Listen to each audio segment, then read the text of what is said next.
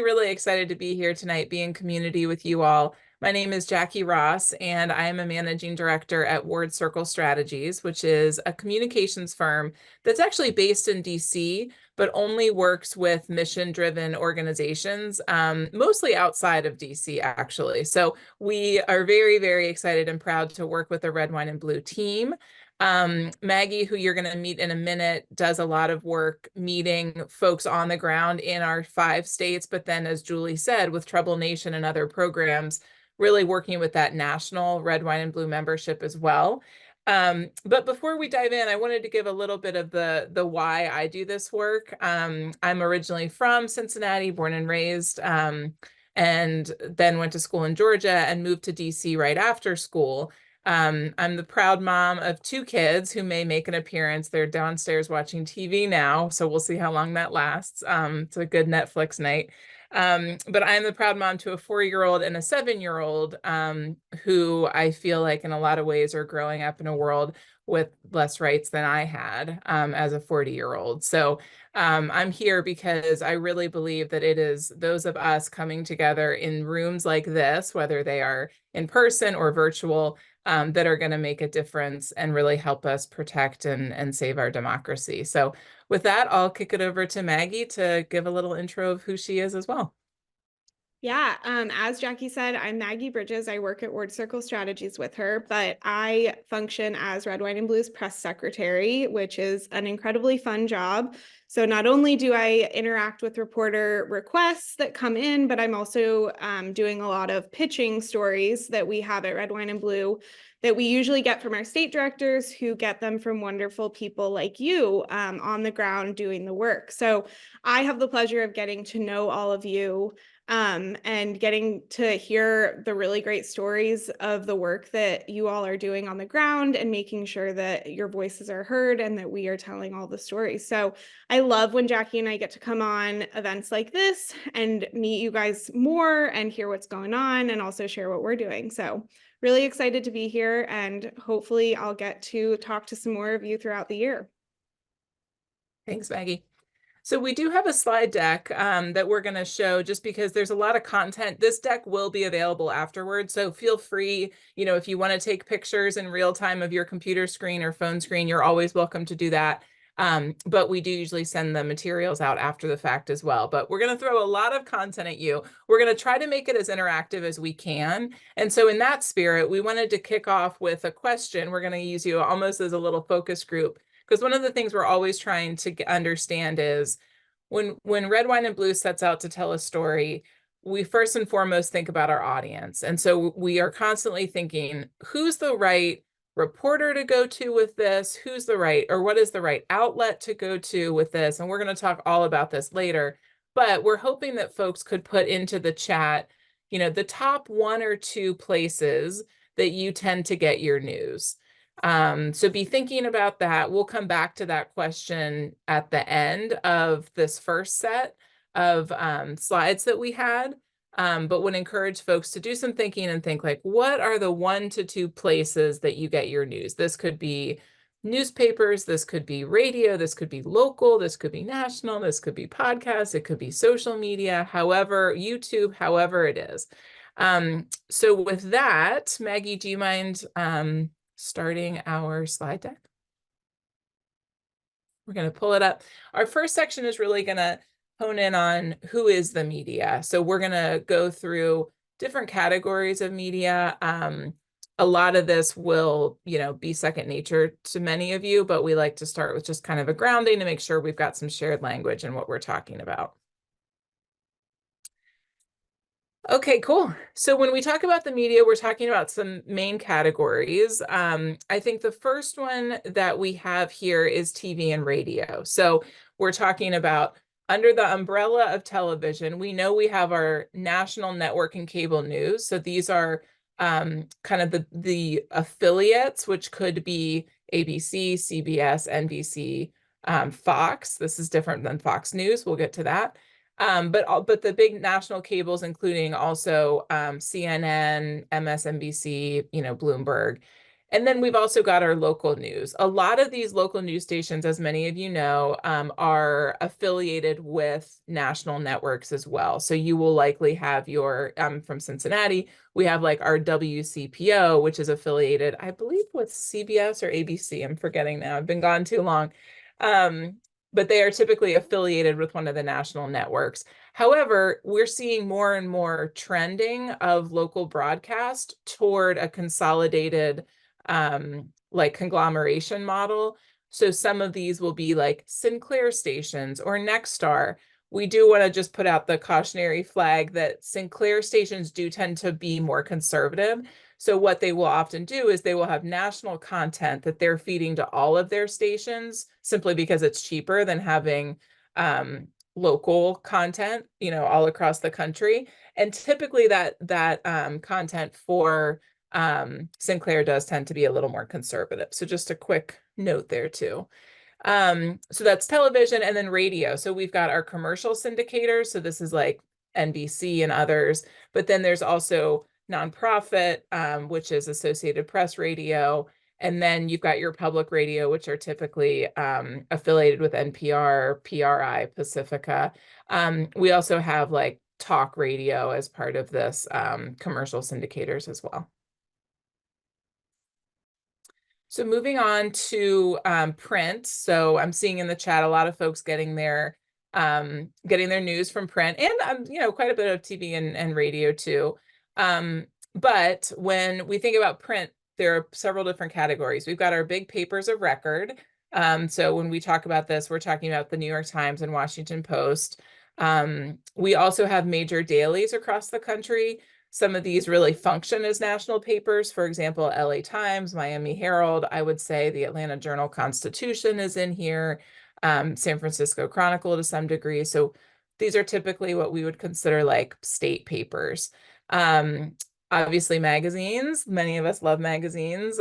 They typically dive into some longer form content. You've got things like the New Yorker that go like very longer form.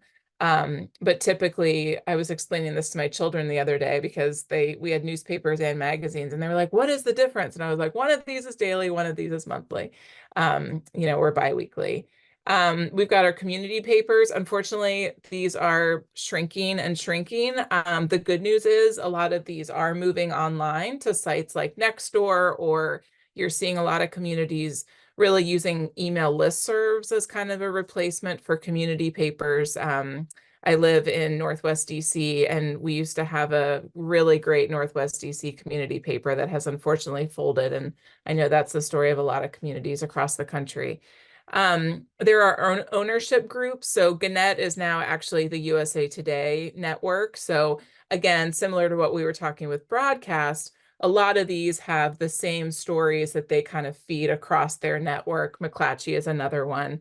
The good news about working with one of these networks is if you place a story within that network, it will typically be fed and spread all across the country, which is great. And then similarly, wire services too. So Red, Wine, and Blue does a lot of work with AP, which is really helpful because then we're getting in papers, all over the country. And then we also have international and trade publications. Red, Wine, and Blue specifically does less work with them. But I think our next slide is a little bit of kind of the specialized and trade publications. So I started by saying, when we go to tell a story, we think a lot about audience and who's going to be reading it. One of the ways you can do that is really by targeting those specific news outlets. Some of these are print, some of them are not, a lot of them are not, but just some of the types of categories that of different news outlets that we work with include the more progressive papers. There's also obviously conservative as well. Hispanic focused outlets, African Americans focused outlets, Asian American, Pacific Islander outlets. There is a lot of religious press. The example we have here is Jewish Journal, but there's a lot of Christian focused outlets as well. And then LGBTQ outlets focused outlets too. Who we do a lot of work with around our kind of protection of public schools and attacks on trans kids and book bans and that sort of thing. There's a bunch of different types of trade press as well, too, that we like to mention as some of the most popular are often legal, including matters of the court and Supreme Court, and then business as well.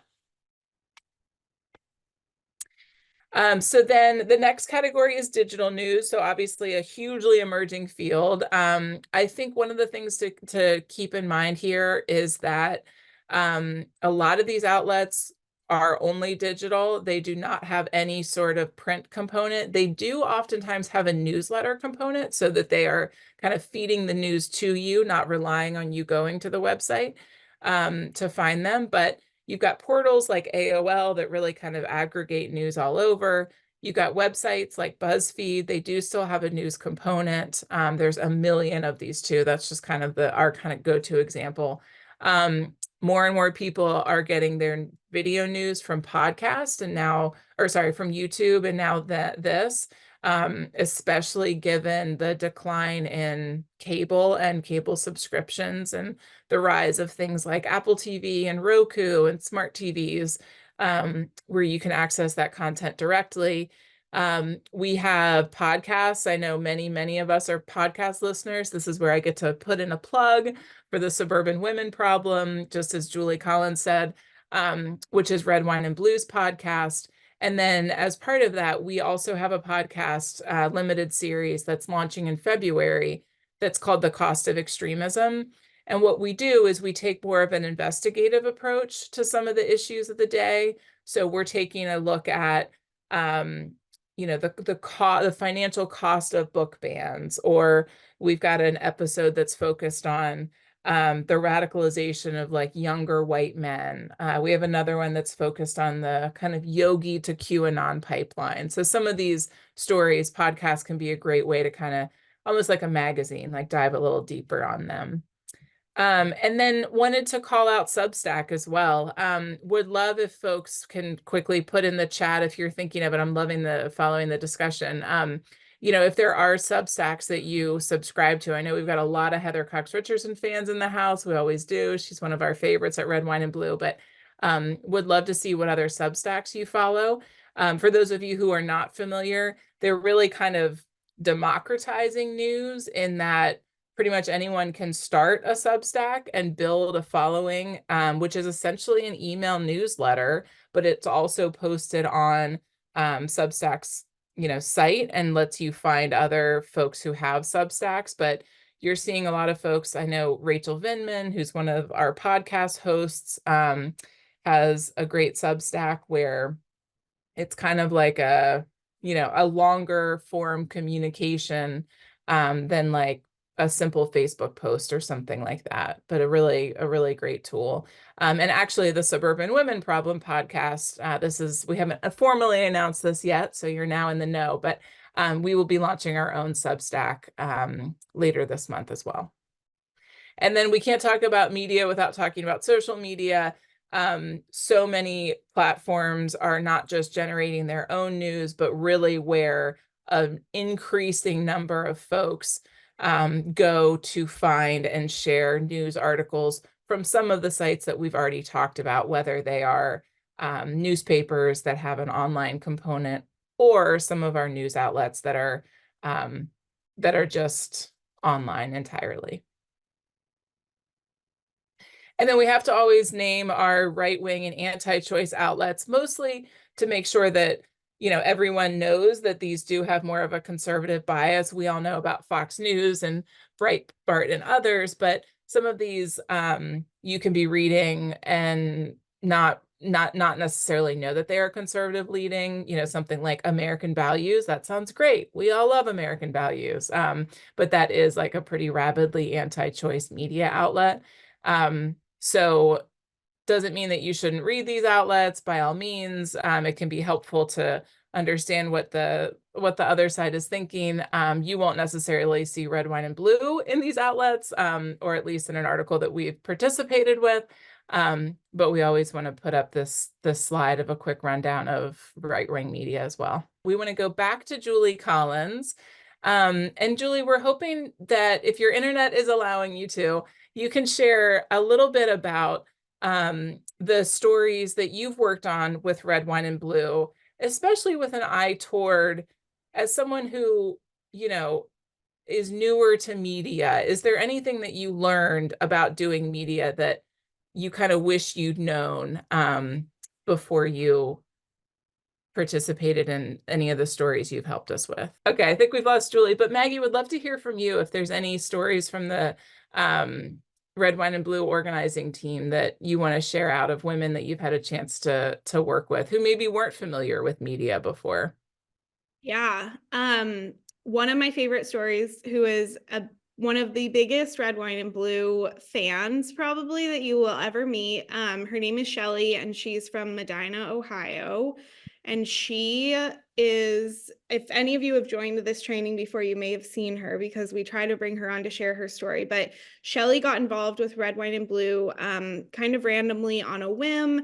And she had never been super political before, had never been, crazy involved in politics. But with the fall of Roe and a lot of the other crazy things happening in the US, she decided that she wanted to get involved. She found Red, Wine, and Blue, and she started, she gathered this group of about 3 or 4 women in Medina with her, and they started to do some really great work. So when it came to signature collection in Ohio, to get reproductive rights on the ballot, Shelly and her group of women were out there every single weekend from, I think, Jackie, it was March until June. They were out there every Saturday, which is amazing. It's an amazing feat. And so that was a fantastic story that we absolutely had to tell. And so I worked really closely with Shelly to do some media training, because they did have a lot of interest from reporters, and we were pitching them, but she was also getting interest because her story was becoming widely known. So I worked really closely with Shelly to kind of tell her story, and now she is the biggest media rock star ever. She's talked to a number of reporters. She's also come on events like this and talked. And again, it takes some practice, as Julie Collins maybe will be back on to be able to share with us. But it's really telling stories like Shelly's. Like, she had never done it before, and it didn't take much, but it takes a little bit of confidence. We're always here to help. And then we just kind of help her figure out what those 3 or 4 things are she wants to get across. And she now has done it a number of times, and her story's out there. And it's also, really influenced a lot of the work that other people are doing and given other women the confidence to, get started, even if it's small, and just talking to a friend. So now we want to talk a little bit about what we call the tools of the trade. So Maggie, I really like what you were saying about Shelly. Oh, here's the kids that I mentioned making their appearance. Um, so you were talking about Shelly having never done media before. And I think that that's one of the things that is really important to keep in mind. No one but you is going to be an expert in your story. And so we're going to talk about these tools of the trade, but really encourage you not to be, intimidated or put off by this. Just because you're not working with a press release every day in the way that Maggie and I are, doesn't mean that you, should not feel empowered to tell your story in any way you can. So with that being said, we're going to go through some of our nerdier, wonkier communications terms. A lot of this, again, will be familiar to you all. Maybe you've received some of these tools of the trade. Maybe you have made them and distributed them. But I do want to start with press releases. So this is a term that gets thrown around a lot. A lot of times people are just kind of like, maybe we should put out a press release about this. So we have some quick bullets on what this is and the goal. So the primary goal here is to give information to reporters that would let them write a story. And the purpose of a press release is really to give them all of the information that they would need to write a story. So this includes typically a quote from somebody that can be kind of a reaction. And it includes some background information that maybe they knew or, sheds some light on an issue that's happening. So a lot of times when you send out a press release, the hope is that a reporter will call you or email you and ask you to give further comment. But within the press release, you do want to give them everything they need to write a story, even without talking with you. One thing we always like to keep in mind is you want to keep the headline and email subject really concise and catchy. So, you have about 10 words or so to really grab the reporter's attention. And this is something that goes out either after an event. We'll talk next about advisories, which go out before an event, but it goes out after an event or in reaction to a news event. So many of us were following the story of Brittany Watts in Ohio. Today, the grand jury decided, not to pursue charges against her for a really horrifying situation where she had a miscarriage, and then she lives in Ohio, and so there was, possible punishment and criminalization of her. So when a news item like that happens, a group like Red, Wine, and Blue will oftentimes send out a press release or a statement, to say either, this is good news, this is bad news, like here's some background on the case, here's, Red, Wine, and Blue's angle and take on it. So either after an event or when reacting to a news event, or if there's any sort of like polling data, a resource that you have for reporters. A lot of times this could be, kind of a lot of folks do some research that they, put together, or a survey of members or a survey of people in their communities, and they're trying to put that out. They'll often use press releases for that too. And then we do have an example of one just to show you. Typically, you're trying to keep these to no more than a page. You always start with your location and date when you're talking about the body of the press release. Some sort of background is always at the end, but you want to lead with, one or two sentences really explaining what the announcement is or the reaction. Like I said, you always want to include a quote, and make sure you have the name and the title of the person. And then the other thing that's really important is you always want to have in that upper left corner a contact information. So a lot of times this is the person who's emailing out the press release, but not always. So this gives reporters a really clear, path to learn more. And then on the flip side, we talk about press advisories. This is something that goes out before the news happens. So if you're having an event and you want to let the media know, whether it's virtual, whether it's in person, you want to send an advisory, not a press release. In this email subject line, you want to say when that is. So if you are having, a get together at the state capitol in, to celebrate some news or possibly protest some news, you might want to put that into an advisory if you're trying to get press to come to the event. Again, you want to make sure that they have everything they need to come to the event. That could include the Zoom registration, that could include the location. You want to keep it really short and really just kind of more of a who, what, when, where, why sort of approach. But the number one goal with an advisory is to make sure that press know that this is happening and are available to come, whether it is in person or virtual. So you can see it's a lot more basic than a release, does not have a quote from anybody because the event or the news hasn't happened yet.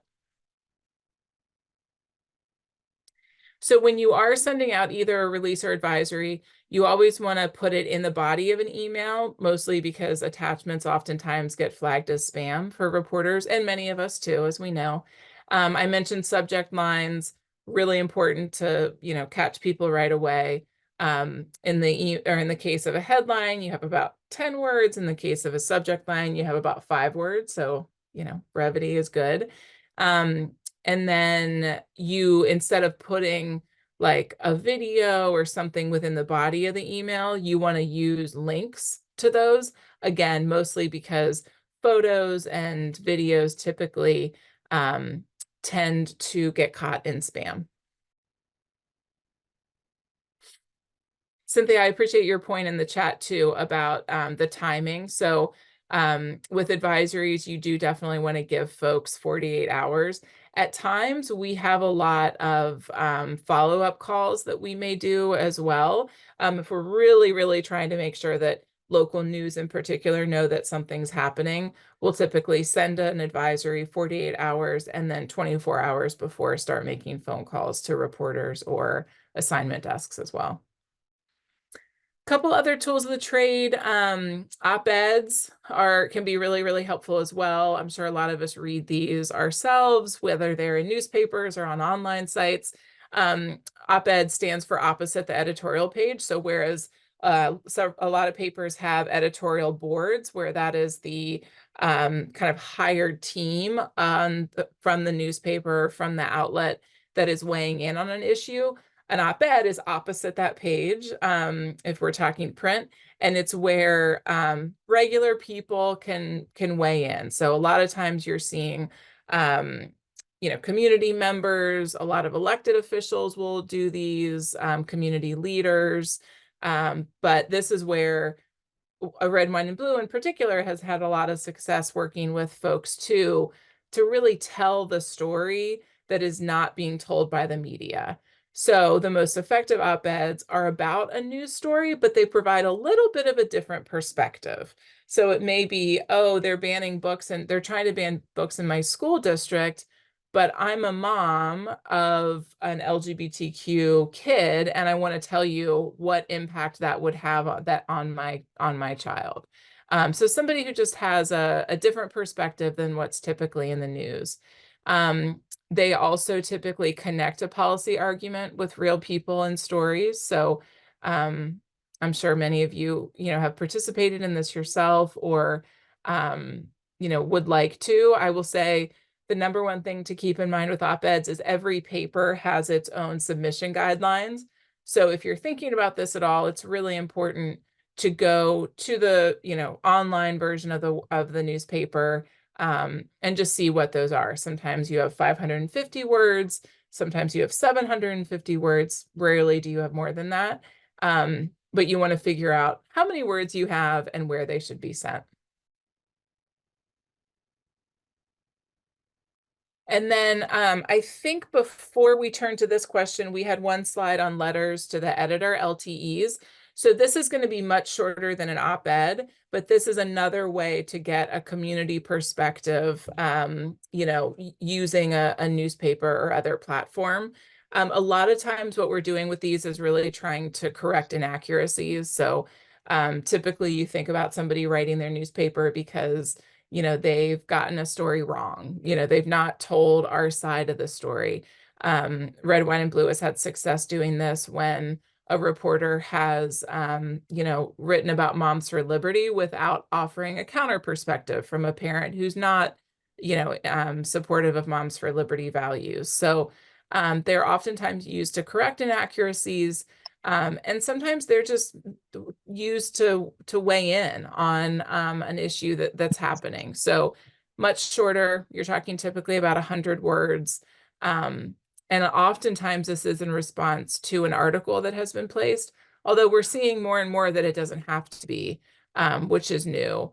But I do just want to say here, time is of the essence. So if an article comes out, you really only have like one day to weigh in on that article if you're trying to do so. Brittany, I see your note in the chat. Newspapers are not required to publish LTEs at all, but especially not like every LTE that they receive. At least I've never heard of a newspaper that's been required to do that. Okay, cool. So we have another question, and we're hoping that folks can continue using the chat. We love a good chat at Red, Wine, and Blue. Would love to hear if any of you have sent a press release or submitted an op-ed or letter to the editor. And if so, what your experience is like. Maggie, I'm going to ask you if you have any examples of this, but I think we have Julie back. So I just wanted to ask you too, Julie, if you've ever written an op-ed or letter to the editor. Yes, I have done both of those, and I have also sent press releases and press advisories. So I've done all of those things, and that's always been helpful. One of the things that we always did with press releases too is then we would call the folks, the local folks anyways, and make sure that they were coming out, to whatever the event was or that we were doing. We would call them that morning at 6 or 7 o'clock when they're, because we know that's when they decide what stories they're going to cover for the day. I hope you guys heard all of that. We did, and it was super helpful. And when you say 6 or 7, you're talking in the morning. Yes, yes. Yes. Yep. I think that's really important to keep in mind. A lot of times we're calling news desks at, local broadcast outlets, so local TV stations, and you have to call them very early at, 6 or so, to make sure that they have you on this massive calendar that they keep, and then reporters and, camera folks decide where they're going to go for the day. The other thing that I would say too, that we always kept in mind, was when we were planning events, to make sure that it was before the news cycle, whether it was the noon or the 5 or 4 or whatever it is that's in your town, to make sure that you got them there and got the coverage that you were looking for. Awesome. Great point. Maggie, can you think of any, relevant examples or folks that I'm trying to think if there's anybody that we've worked with who, hadn't written an op-ed before, but ended up getting one placed? Putting me on the spot with that one. I know we've worked really closely with a lot of the state directors at Red, Wine, and Blue who weren't in politics before, probably didn't have a job in, communications or media or anything. And I know we've worked closely. I feel like Rana is in my mind, who's the state director in Pennsylvania, and I cannot think of exactly what the op-ed was about, but I do know we have worked closely with her in the past in trying to place op-eds. I think we've been successful on a couple of them, and we've also worked with other members of the Pennsylvania team, and I believe we've also worked with a few volunteers in Pennsylvania and other states who are interested in placing op-eds. But I know that we started from scratch with Rana and had to, I feel like, do a lot of teaching and a lot of like heavy lifting at the very beginning. But I will say now, Rana, again, like Jackie said, you guys are the experts. So you guys are really the ones who can shape the story and put the most detail into it. And Rana and her team are absolutely now fully taking the lead. They may run it past us quickly and we'll give some advice on where to place it and, who to reach out to. But I definitely know we've had some success there. And again, it's so great to be able to show these stories in a way that they're not being reported on, because again, you guys are the experts and have the good stories. Yep.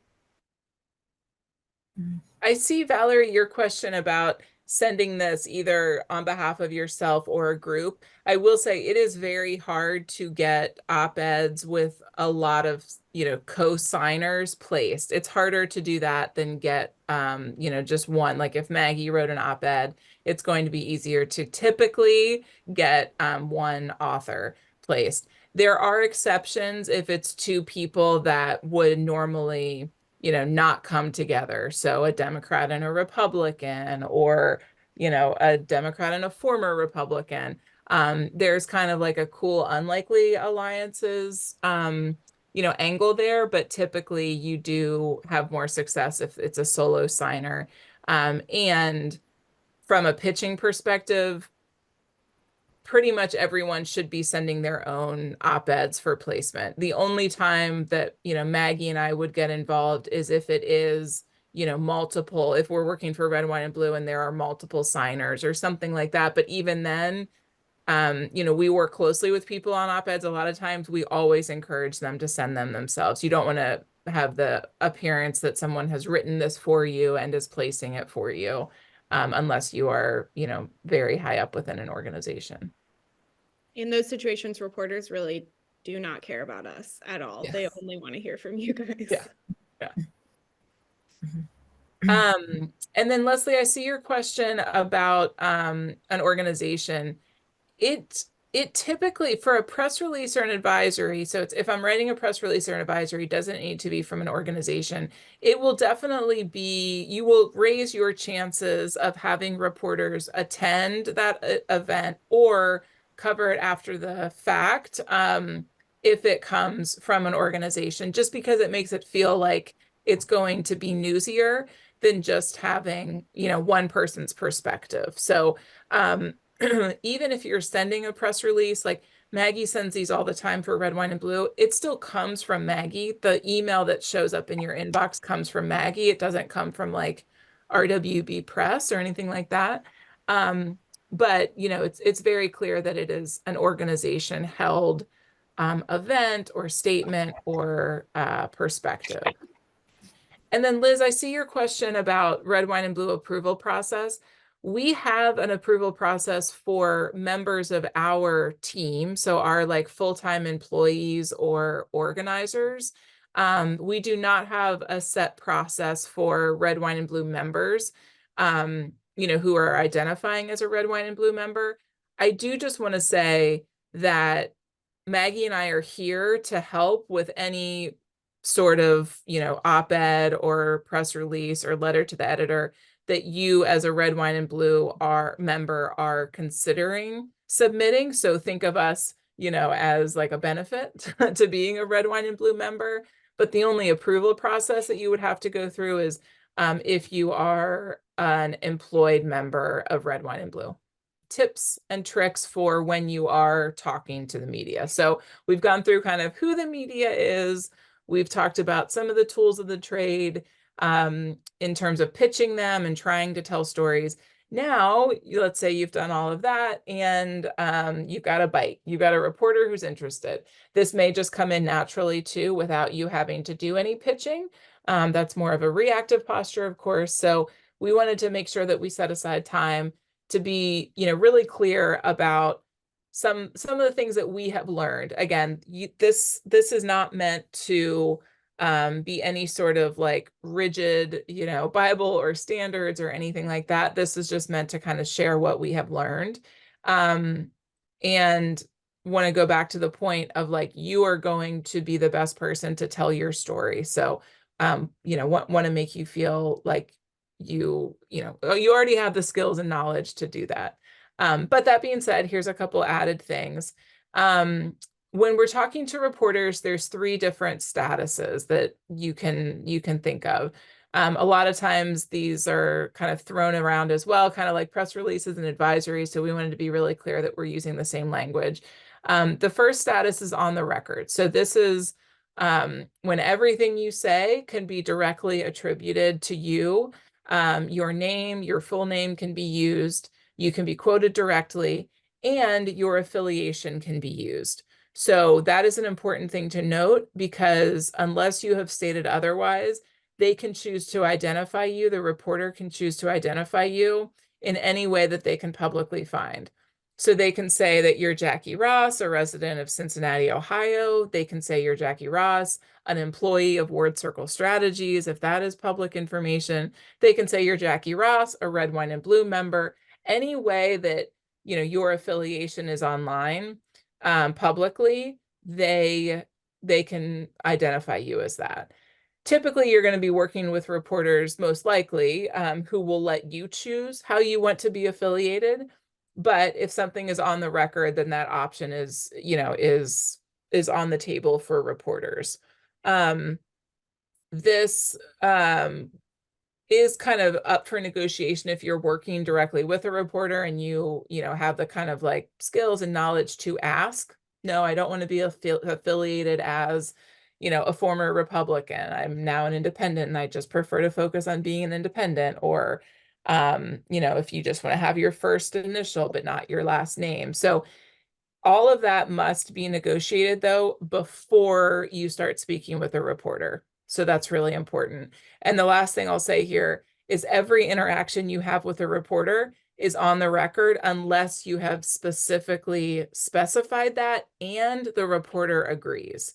So if you email a reporter and you say, hey, I have a tip for you, and I think you should know that, sorry, my children are yelling in the background. Hopefully you can't hear that. If you say, hey, I have a tip for you, and I want you to know about this right-wing extremist in my community who's going into Facebook groups and harassing members of us, and they are, pushing these anti-education things, They're threatening us, they're harming our, talking about harming our students or communities. If you send that to a reporter, that is now on the record. If you email the reporter and say, hey, I have a story idea for you and I would like to talk with you about it off the record, then the angle has changed, the game has changed, the negotiation has started. But anything you say to a reporter is on the record unless you say otherwise and they agree to it. So that brings us to our two other statuses, either off the record or on background.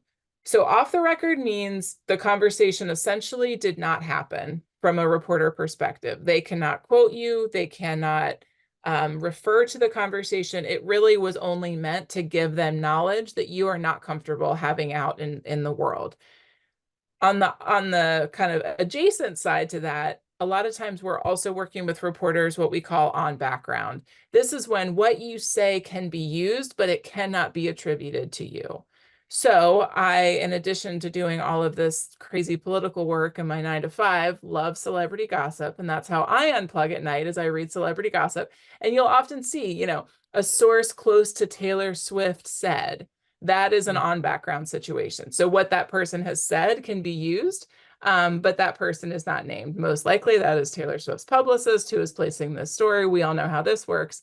But the caveat we give here is that truly, when you're dealing with reporters, nothing is ever truly off the record. That takes a lot of negotiation to get there. You should treat every word you say as public. And then a couple interview tips here. Before you talk to a reporter, we always encourage you to research them. You can follow them on, Twitter if they're still on there. I will say there's not really been as much of a decline of Twitter and X from a reporter perspective. A lot of folks have left. I want to name that. But it is still pretty actively used by journalists. And if nothing else, a lot of folks have archived their accounts and you can kind of see past stories to get a sense of who they are. But we definitely want to encourage you to read their recent stories.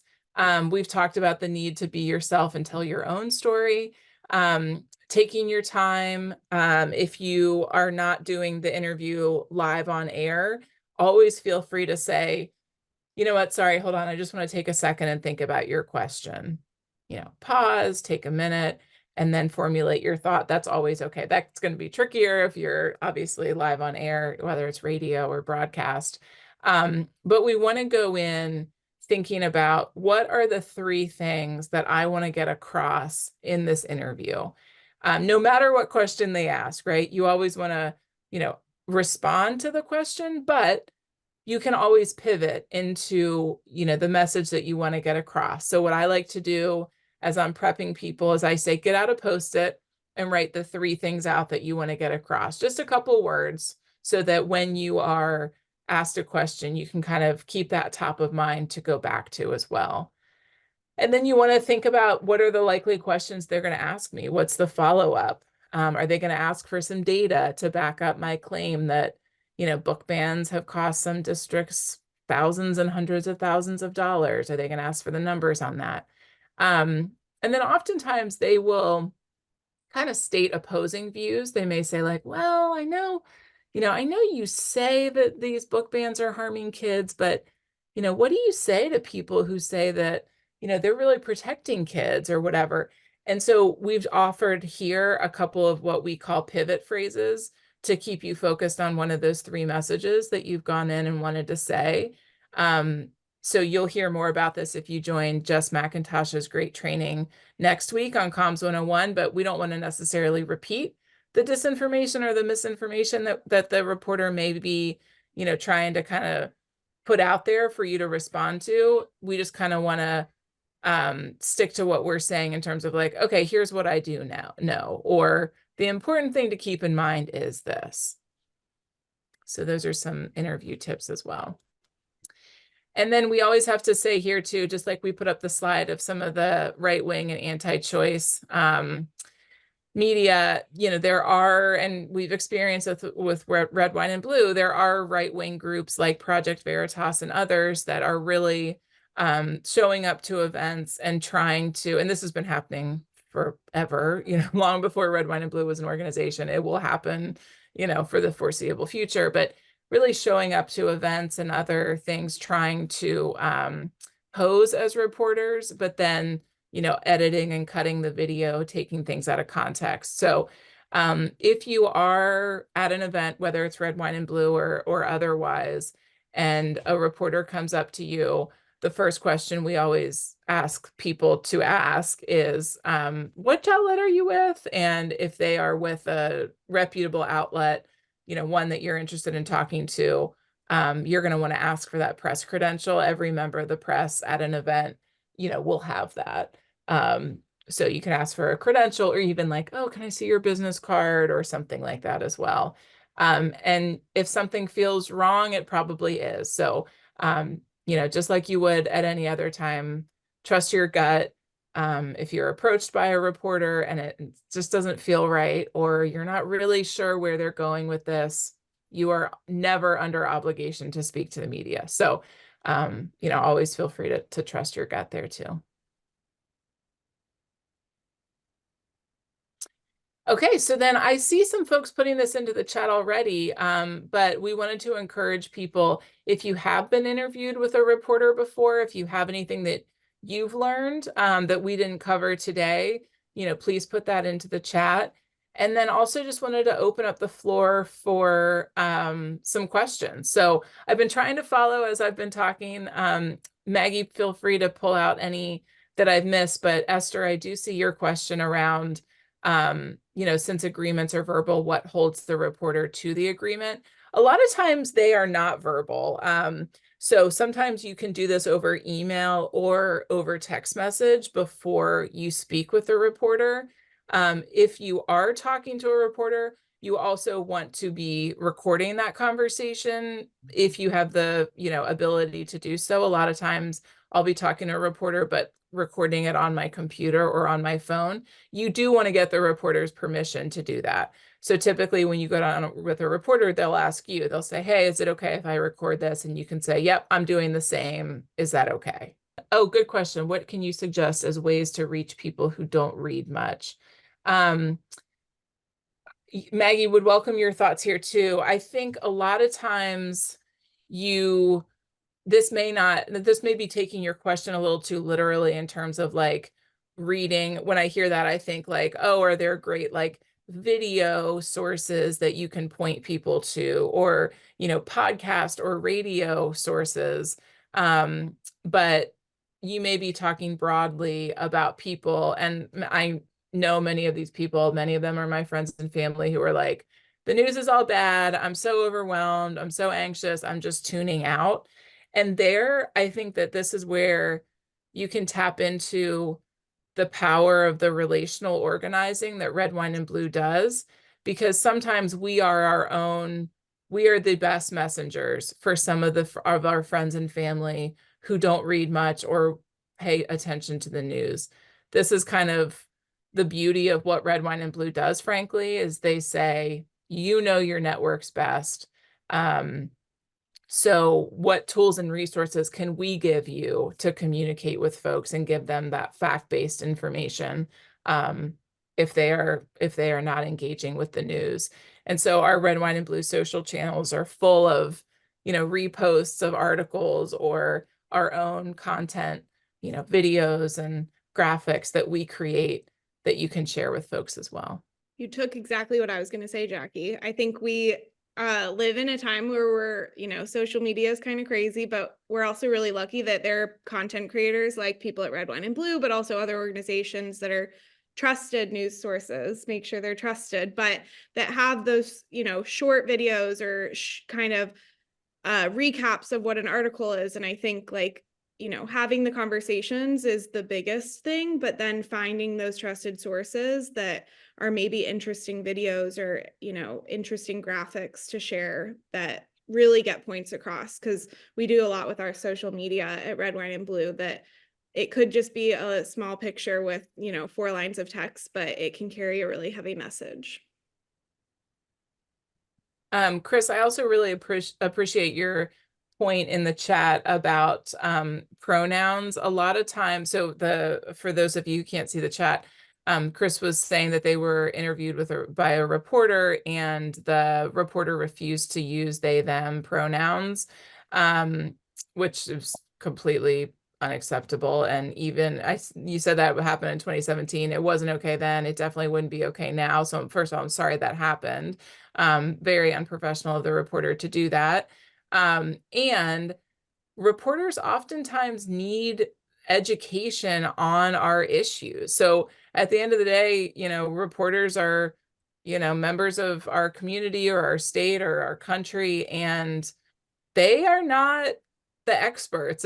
Sometimes they are, but a lot of times they are coming to you for a perspective because, they either know that they have a blind spot, or it can be revealed in the interview that they have a blind spot. So if it's that situation, Barbara, I see your reply too. That sounds more of like a hostile situation, but I've definitely had reporters where we get on the phone, I'll introduce them to a trans or non-binary person, and it takes the entire conversation for them to like really understand it. And then that lets them tell the story that ultimately is what we're trying to get out of it.